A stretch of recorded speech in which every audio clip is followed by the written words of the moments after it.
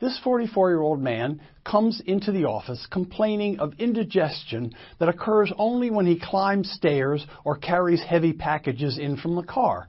The discomfort occurs over his sternum, over his breastbone, and goes away a few minutes after he rests and stops exertion. His history is as follows. He recently recovered from a viral upper respiratory infection, a cold. He smokes 2 packs of cigarettes and has been doing that for 24 years. He has a history of hypertension that's been plus-minus controlled, and he's been told he has abnormal cholesterol values. And we order an electrocardiogram. So the important aspect here is exercise brings on chest discomfort, and he has coronary heart disease risk factors. So let's look at his EKG. And here, take a look at it for a few minutes and see what you think.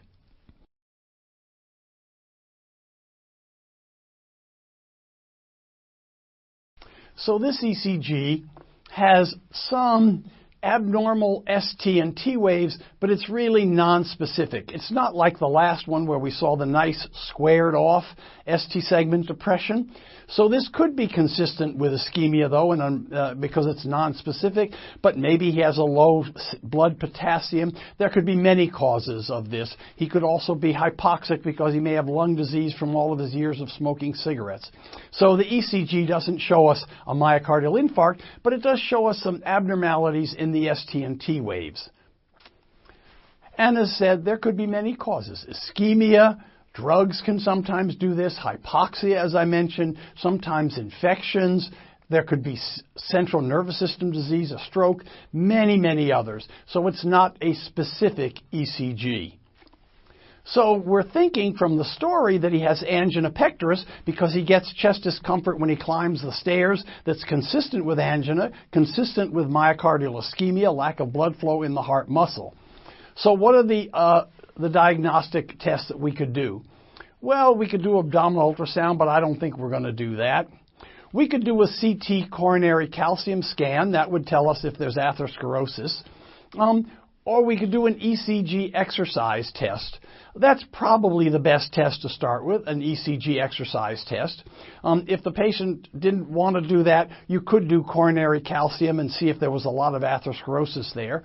The abdominal ultrasound might be done if the coronary workup turned out to be negative and you were looking for peptic ulcer disease, or like the last case, a cholecystitis or a cholelithiasis, that is stones in the gallbladder. And of course, we're going to look at his cholesterol lipids to confirm that he's at risk for atherosclerosis. So, let's say we decide that this man does indeed have angina pectoris. Let's say he has a stress test that's positive. So the first step wouldn't be to rush to the cath lab and put in a stent, but it would be to do medical therapy. First, we would give him a statin to lower his cholesterol values.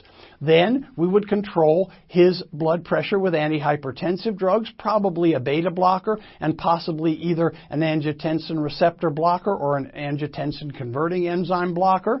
We would give him a platelet activation blocker, probably low-dose aspirin, perhaps 81 milligrams.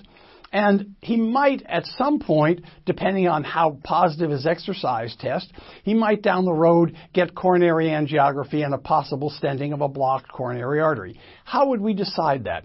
We would look to see how nasty his exercise test looked. If at a very low level of exercise he had marked ST depression and severe long-lasting angina, that would push us in a direction of angioplasty because we would be worried that there was a lot of myocardium not getting blood flow. But suppose the medical therapy worked. His angina goes away or his chest discomfort goes away. He leads a normal life. He gets his cholesterol level down and he's perfectly happy. The long-term results are just as good with medical therapy as with angioplasty, so we wouldn't rush him to angioplasty. And of course, we'd want to work with him for smoking cessation. If he continues to smoke, his likelihood of having a heart attack or living a long time is markedly reduced, and usually we refer such a patient to a cardiac rehabilitation program where there's education, graded exercise, and where the exercise physiologists and the nurses watch the patient carefully to make sure that when he exercises, it's safe.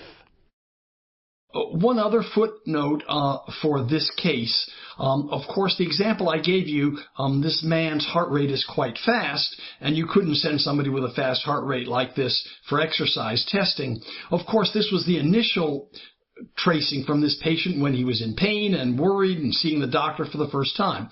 When you send him for exercise testing, his heart rate has to be down in the normal range again, and it was before he was referred for exercise testing.